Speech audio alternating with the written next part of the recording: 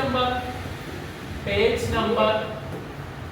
50 question number 1 page number 50 question number 1 എടാ ഇതാണ് അവർ തന്നിരിക്കുന്ന ഒരു ലൈൻ ഇങ്ങോട്ട് വേറെ ഒരു ലൈൻ അത് ഇങ്ങോട്ട് കൂട്ടി വെച്ചിട്ട് ഒരു ട്രയാങ്കിൾ ആക്കിയിരിക്കുക എന്നിട്ട് അവർ തന്നിരിക്കുന്നത് ഇത് മൊത്തം എത്ര സെന്റിമീറ്റർ എന്നാ 6 സെന്റിമീറ്റർ എന്നിട്ട് ഇവിടെ നിന്ന് ഇങ്ങോട്ട് ഒരു പാരലൽ ലൈൻ വരച്ചിട്ട് ഇത്രോ എത്ര സെന്റിമീറ്റർ എന്ന് തന്നിട്ടുണ്ട് 3 സെന്റിമീറ്റർ എത്ര സെന്റിമീറ്റർ അതുപോലെ ഇവിടെ നിന്ന് ഇവിടെ വരെ എത്ര സെന്റിമീറ്റർ എന്നാ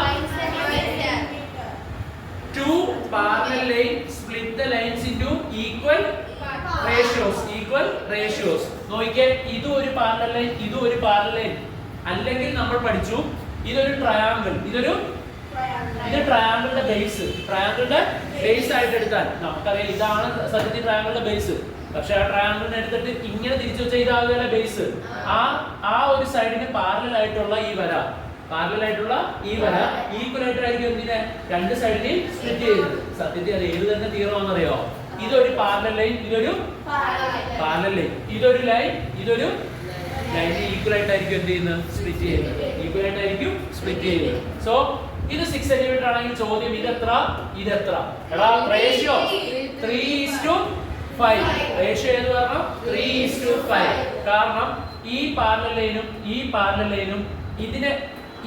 ലൈനിനെ എങ്ങനെയാണോ സ്പ്ലിറ്റ് ചെയ്തത് അതേ റേഷ്യോയിലെ ഇതിനെ എന്ത് ചെയ്യാവുള്ളൂ സ്പ്ലിറ്റ് ചെയ്യാവുള്ളൂ സോ ഇന്നലെ ഞാൻ പഠിപ്പിച്ചതാണ് എന്തിനെയാണ് സ്പ്ലിറ്റ് ചെയ്തത് 6 സെന്റിമീറ്ററിലാണ് സ്പ്ലിറ്റ് ചെയ്തത് മൊത്തം എത്രയിലാണ് സ്പ്ലിറ്റ് ചെയ്തത് 5 3 8 സ്പ്ലിറ്റ് ചെയ്തത് ഈ ഭാഗം എത്ര 3 ഭാഗം ഔട്ട് ഓഫ് എത്ര ഭാഗം 8 ഭാഗം എന്തിന്റെ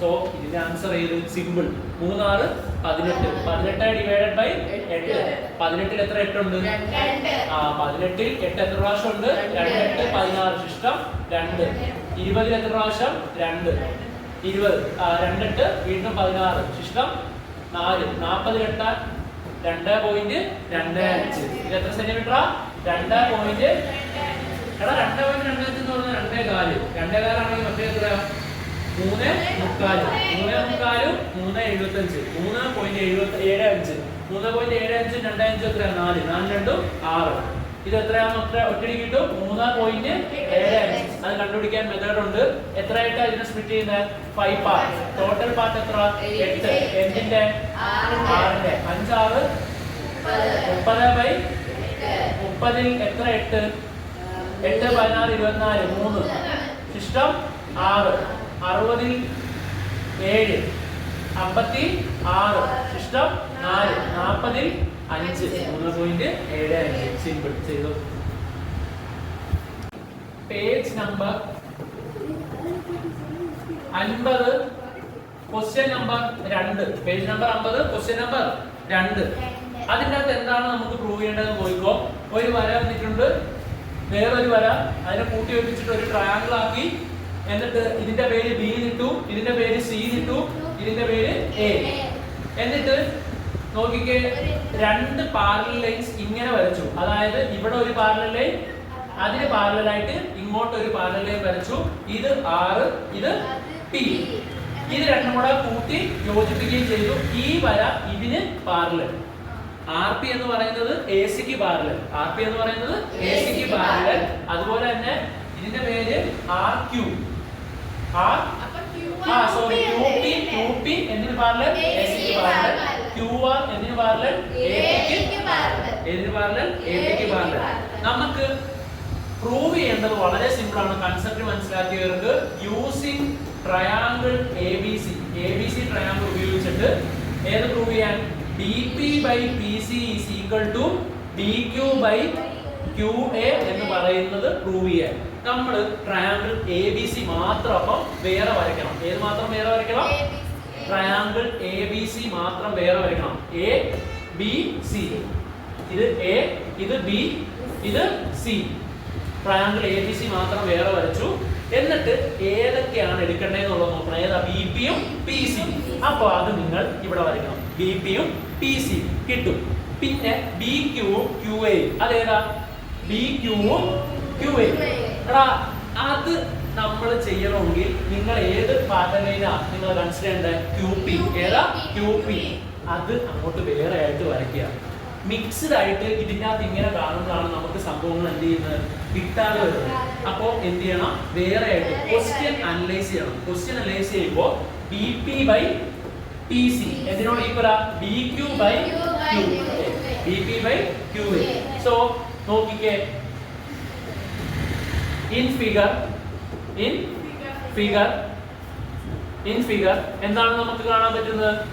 QP parallel to AC, QP parallel to AC. QP എന്തിനു പാരലല്ല? ACക്ക് പാരലല്ല. അപ്പോൾ നമുക്കറിയാം ബേസിന് പാരലൽ ആയിട്ട് ഒരു വര വരച്ചാൽ, അല്ലെങ്കിൽ ഏതെങ്കിലും ഒരു സൈഡിന് എന്തായിട്ട് വര വരച്ചാൽ, പാരലൽ ആയിട്ട് ഒരു വര വരച്ചാൽ ആ വര ഇതിനെ എന്തായിട്ട് സ്പ്ലിറ്റ് ചെയ്യും?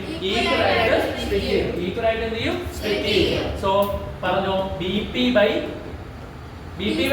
PC equal to BQ by ഇതെല്ലാം പ്രൂവ് ചെയ്യാൻ ചോദിച്ചാൽ through. Second question, using triangle ABP prove that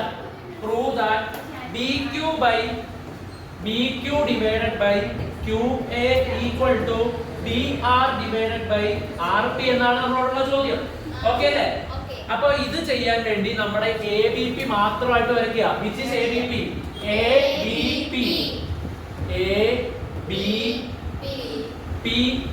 ഇങ്ങനെ വരയ്ക്കുക. ABP അതിന് പാരലൽ ആയിട്ടുള്ള ലൈൻ ആണെന്ന് ക്വസ്റ്റ്യനിൽ വ്യക്തമായിട്ട് എഴുതുന്നുണ്ട്.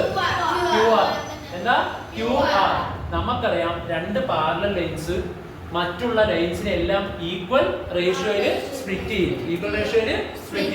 അതുപോലെ തന്നെ നമുക്കറിയാവുന്ന ഒരു കാര്യമാണ് ഒരു ട്രയാങ്കിൾ. ആ ട്രയാങ്കിളിന്റെ ഒരു സൈഡിന് പാരലൽ ആയിട്ട് വരയ്ക്കുന്ന ഒരു വര മറ്റുള്ള രണ്ട് സൈഡിനെ ഈക്വൽ ആയിട്ട് എന്ത് ചെയ്യും? സ്പ്ലിറ്റ് ചെയ്യും. സോ അതിൽ നിന്ന് തന്നെ in question we are given that പറഞ്ഞേ AP parallel to QR. AP parallel to QR ആണെങ്കിൽ ബാക്കിയുള്ള ഈ രണ്ട് ലൈനിനെ എന്തായിട്ട് സ്പ്ലിറ്റ് ചെയ്യും? ഈക്വൽ റേഷ്യോയിൽ സ്പ്ലിറ്റ് ചെയ്യും. So BQ divided by QA equal to BR divided by RP. ഇത്രേ ഉള്ളൂ പരിപാടി. ആദ്യത്തെ ക്വസ്റ്റ്യനിൽ നമ്മൾ പ്രൂവ് ചെയ്തത് ഏതാ? BP by PC is equal to BQ by QA ആണ്. അതായത് സെപ്പറേറ്റ് ക്വസ്റ്റ്യൻ ഉപയോഗിച്ച് നമ്മൾ ഇത് പ്രൂവ് ചെയ്തു. അതുപോലെ രണ്ടാമത്തെ ക്വസ്റ്റ്യൻ ഉപയോഗിച്ച്, രണ്ടാമത്തെ ട്രയാങ്കിൾ ഉപയോഗിച്ച് അത് പ്രൂവ് ചെയ്തു.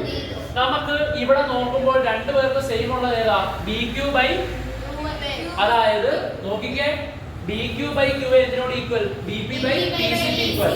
അതുപോലെ തന്നെ അത് എന്തിന് ഈക്വൽ? BR by RP. ചുരുക്കം പറഞ്ഞാൽ BQ by QA DQ by QA രണ്ടിടത്തും ഇല്ലേ? ആദ്യത്തെ ക്വസ്റ്റ്യൻ പ്രൂവ് ചെയ്ത്, ഇത് രണ്ടാമത്തെ ക്വസ്റ്റ്യൻ പ്രൂവ് ചെയ്ത്. അത് രണ്ടിലും കോമൺ ആയിട്ട് എന്തുണ്ട്? ഒരു റേഷ്യോ ഉണ്ട്. അതുകൊണ്ട് അതിന്റെ അപ്പുറത്തെ സൈഡിലുള്ള റേഷ്യോ എന്തായിരിക്കും? സെയിം ആയിരിക്കും. അപ്പുറത്തെ സൈഡിൽ നോക്കാം. നമുക്ക് മൂന്നാമത്തെ ക്വസ്റ്റ്യനിൽ നമുക്ക് പ്രൂവ് ചെയ്യേണ്ടത് BP ബൈ PC എന്തിനോട് തുല്യമാണോന്ന്? BR ബൈ RPക്ക് തുല്യമാണോ എന്നാണ് പ്രൂവ് ചെയ്യേണ്ടത്. അത് പ്രൂവ് ചെയ്യാനായിട്ട് ഫ്രം ഫസ്റ്റ് ക്വസ്റ്റ്യൻ, ഒന്നാമത്തെ ക്വസ്റ്റ്യനിൽ നമുക്ക് എന്ത് കിട്ടിയിട്ടുണ്ട്? അല്ലെങ്കിൽ ഫ്രം ഒന്നാമത്തെ ആ ക്വസ്റ്റ്യനിൽ നിന്ന് നമുക്ക് എന്ത് കിട്ടി? BP by PC equal to BQ by QA. From 2 രണ്ടാമത്തെ നിന്ന് നമുക്ക് എന്ത് കിട്ടി?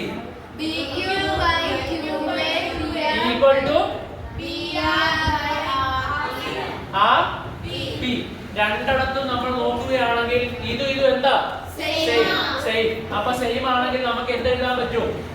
So BP by PC equal to BR by RP. എഴുതിയെടുത്തു. ഇത്രേ ഉള്ളൂ പരിപാടി.